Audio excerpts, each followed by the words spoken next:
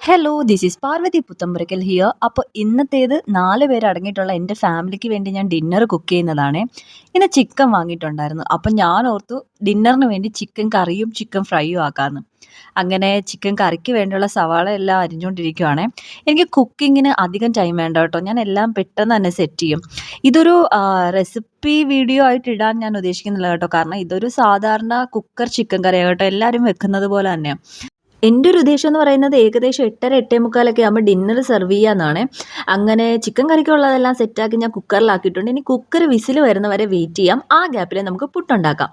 ചിക്കനും ചിക്കൻ ഫ്രൈൻ്റെയും കൂടെ പുട്ട് നല്ലൊരു കോമ്പിനേഷൻ അല്ലേ. അങ്ങനെ ഞാൻ പുട്ടിന് വേണ്ടി എല്ലാം മാവെല്ലാം നനച്ച് സെറ്റാക്കിയിട്ടുണ്ട്. ആ ഒരു ഗ്യാപ്പിൽ നമുക്ക് ചിക്കൻ ഫ്രൈ ചെയ്യാനുള്ള മസാലയെല്ലാം മാരിനേറ്റ് ചെയ്ത് വെക്കാം. അപ്പോഴത്തേക്ക് പുട്ടിന് ആവി വന്നിട്ടുണ്ട്. പിന്നെ ദേ വിസിലും വന്നിട്ടുണ്ട്. ചിക്കൻ കറി റെഡി ആയിട്ടുണ്ട്. പിന്നെ ഞാൻ ആ മാരിനേറ്റ് ചെയ്ത് വെച്ചിരുന്ന ചിക്കനും കൂടെ എടുത്ത് വറുത്തിട്ടുണ്ട്.